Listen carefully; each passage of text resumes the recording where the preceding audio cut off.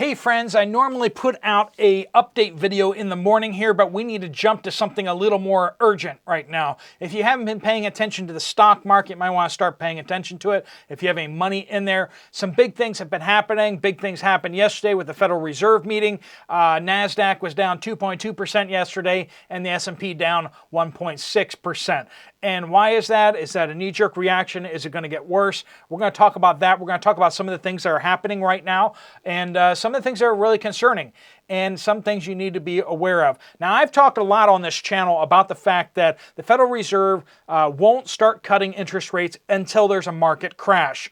And you know, everyone in the market's like, oh, well, they're going to start cutting interest rates, and that's going to be great for the economy. That's going to be great for everything. There's never going to be a cloudy day. It's going to be sunny forever. But the simple fact is that the Federal Reserve doesn't start cutting rates until there's a market crash or serious problems. And those serious problems tend to mean that the market goes down.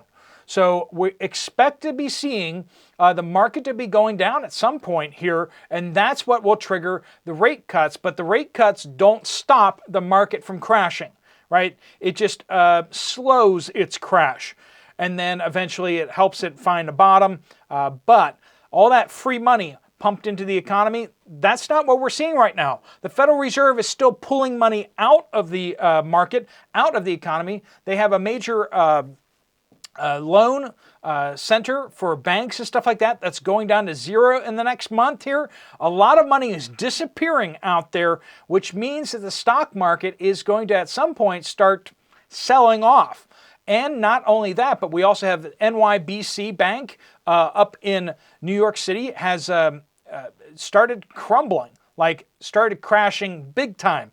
There are serious concerns about its liquidity. They don't have enough money on hand to pay their bills, and as people want money from them, they can't give it out.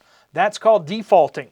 And another bank, this is what happened back to the banks last spring. We're moving into another cycle of potential bank collapses. So we got bank collapses happening. We have the Federal Reserve came out and said, you know what, we're not actually going to cut rates anytime soon. And everyone's like, wait, you're supposed to start cutting rates next month. And they're like, no, we never said that. Basically, the market is trying to bully the Federal Reserve into printing more fresh, free money. And the Federal Reserve, I mean, they have to at least pretend like they're actually independent. And there's nothing out there pointing them to have to start cutting interest rates. There's a lot of major corporations that have been kicking the can down the road. They have a lot of debt that they need to turn over. So they need to pay off the old loans and they need to draw out new loans, right? And they've been kicking that can down the road so that they don't have to get hit with all these high interest rates. They got low interest rates and they've been holding steady. As interest rates have gone up, they haven't been getting new debt. But there's only so long that they can hold their breath before they have to take another gasp of air. And more companies are starting to take that gasp of air. They're starting to issue loans, and they're getting hammered at these high interest rates. And more, those loans are coming due, and they're forced to get new loans at high interest rates. What some of the companies are doing is they're getting even higher interest rates to get short-term loans, so they can get through until the Federal Reserve cuts the interest rates. The United States Treasury is now paying over $1 trillion per year on just interest, not principal. That's not how much it takes to pay off the national debt. $1 trillion in interest per year. And that's continuing to climb up because the United States government is basically in the same boat. We have a lot of debt that is at the lower interest rate. As the interest rates stay high, more and more of that debt's coming due and they have to get it new at the higher rates. And so we have a lot of this debt turning over, and the interest rates, average interest rates for borrowing for the United States government is going up. And it's just going up, and they're really starting to hurt. The United States is hurting, banks are hurting, companies are hurting. Now, you think banks wouldn't be hurting so much, but they like borrowing money at zero and lending it out at 8%, 10%, 15%. But now they're having to borrow money at 5%, and loaning it out at 20% or something like that. It's not as, they have to expend a lot more capital in order to acquire that money. Getting it at zero, I mean, that's free money, right? If you're getting free money and making money off of it, that's easy to make money off that. But the fact is, that's very low risk. But when you're starting to pay 5% plus interest to borrow money, it's a lot more risky for the banks. And the banks are having to shell out a lot of money to keep that money borrowed that they're loaning out to other people. And the Federal Reserve is closing off avenue after avenue after avenue for getting new cash for banks. And the banks just aren't prepared for this. Most of the bankers that are out there, young folks, have never experienced high interest rates. They don't understand how banks work when there's actual interest rates. This is like them being on the moon. They just don't know what to do. And they're making dumb decisions. Their risk assessments are not adequate to the situation that they're in right now. And all of the Wall Street folks and all the business people out there that are wet behind the ears are all just hoping that interest rates come down so they can go back to the money party. And what they don't realize is when the Federal Reserve cuts interest rates, there's only so much they can do.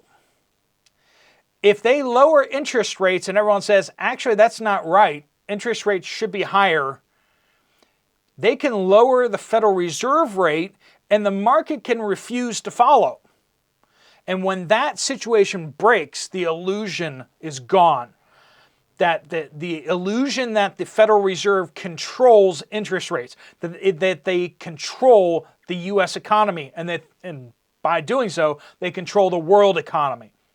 They have a situation here where they can't do something that's going to break that illusion. Because once that illusion breaks, you're going to see the interest rate just go straight through the roof. No one's going to want to loan to anybody. When they can't get money from the Federal Reserve because the Federal Reserve runs out of money, I know you're like, they can't run out of money. Well, they kind of can. When everybody goes to the Federal Reserve and tries to take out loans, and the Federal Reserve has a limit, a self-imposed limit on how much they're going to pump into the economy, some people are going to go hat in hand and they're not going to get nothing. And when they don't get anything, they have to look at other people, other banks, and try to borrow from them. And the other banks are going to be like, nope, I'm not loaning to you at 2% interest. That's not going to happen. I'm going to charge you at least 10% interest. You desperately need money and you're going to pay it. But it's a high risk for me. I'm not going to let it out for anything less than 10%. So the Federal Reserve could have lowered interest rates to 2% or something like that, and banks could be charging each other at 10%, and that's when you see the interest rates break. So the Federal Reserve is kind of in a hard place. They may seem omnipotent, like they can print whatever money they can, but the simple fact is things are breaking in the system. We see major companies like Ford shutting down production. We see Toyota having issues. We see Stellantis having issues making cars as well. Major companies like Boeing are having issues. We just had Alphabet, which is Google, came out with their report, and their stock came crashing down. It wasn't that bad of a report, but the problem is that all of these stocks are priced as if everything's going to be perfect forever.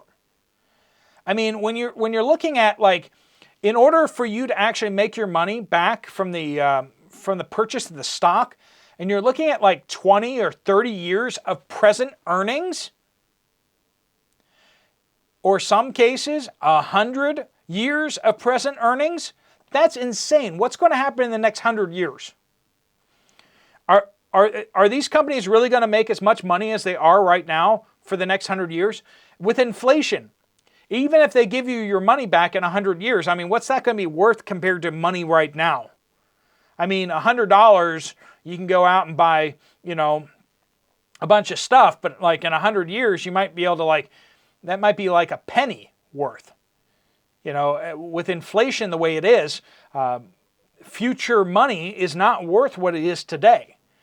So even with earnings staying the same and kind growing still. If they're growing slower than inflation, you're losing money. And people aren't realizing the stock market's not as risk-free as they thought it was. What's happening out there right now? Well, money's drying up, which means the stock market's going to be impacted sooner or later. We got major banking issues. We have a lot of manufacturing companies having serious issues with parts. They have to shut down production, and people just ain't buying as much anymore. People aren't buying cars right now. They cannot afford a car at 20% interest. That's just not possible for most people. I mean, that's just insane to take out loans like that. How many of those loans are going to default? And you better believe that a lot of them are going to default relatively quickly, because that's a lot of money. And people just don't have it. People need a car today. They might sign something that they know that they cannot pay over the next 12 months. And so what do you do as a car company? What do you do as a bank that's making these loans? And you have all these defaults. We got serious problems happening out there. People are losing their job. People who have jobs, their wage increases are not keeping up with what's going on in inflation. So, what happens today when the market opens? I don't know. But there's definitely the potential for this to keep dropping. It can keep dropping fast and furious. It could bounce back a little bit today as a reaction against yesterday, but then what I'm telling you is that there are serious problems that the market's been ignoring. And there's a lot of potential for this to keep going down until the Federal Reserve comes and bails everybody out. The Federal Reserve is taking money out of the market, and until it starts injecting money back in, you're going to see a money shortage developing. It's been developing over the last number of months, but the stock market going up has made the money situation better. But when the market starts coming down, that actually makes the money situation worse as it goes down. People look at their bank accounts, they look at the brokerage accounts, and they're like, I got so much money in the stock market. I'm rich. And they go and spend cash, right? But when the stock market starts coming down and they're like, oh, I'm losing money, they get tighter with their spending. And money starts disappearing out of the market. It's not moving around as fast. And so if it's moving around not as fast, that means there's less of it. And that causes a contraction in the economy. If everyone just holds on to their money and doesn't spend anything, the economy goes to zero. Think about that. If everyone were to just spend tomorrow and not spend $1, like no matter what bills come in and whatever like that, you do not spend $1. You don't send any payments out. For that day, that GDP is zero across the United States. Where'd all the money go? Well, it just didn't move. And if the money doesn't move, GDP goes to zero. And so as people freak out, they're going to spend less money, and there's going to be a lot less activity in the market, which means it slows down and the market will continue to drop. So that's how a crash kind of works. I mean, it builds on itself as it goes up. As the market goes up, more money is available, so people spend more money, and so it makes the market go up, but it works opposite-wise in a crash. When people freak out, the economy starts cratering, people get laid off en masse when companies get scared, and that means people have less money, that means they spend less money, which means the companies make less money, which means they lay off more people, and you see the stock market correspondingly coming down hard as well. So, are we set for a market crash today and this week and next week? Possibly. The danger of it is real. We have serious problems happening all around the world. Everyone's ignoring the Red Sea. Everyone's ignoring the whole Strait of Gibraltar. Everyone's ignoring the Panama Canal issues. But at some point, that's going to start really biting and biting hard. Companies are having problems that they just aren't admitting just yet. That may soon change. All right, friends, if you got brokerage accounts, if you've got stocks, bonds, if you have retirement accounts, you might want to just be checking in on them. If you want to get out of stocks and bonds in your retirement accounts over to gold, silver, or platinum coins, you might want to talk to Jonathan and his team over at Genesis Gold Group. They can help you get out of those things and into physical metals in your retirement account. I'll put a link up on the screen right here for you to get some more information from Genesis Gold. If you want to check out another video from the channel, there's one right up here. Thanks so much for watching. Steve Poplar of the Poplar Report, out.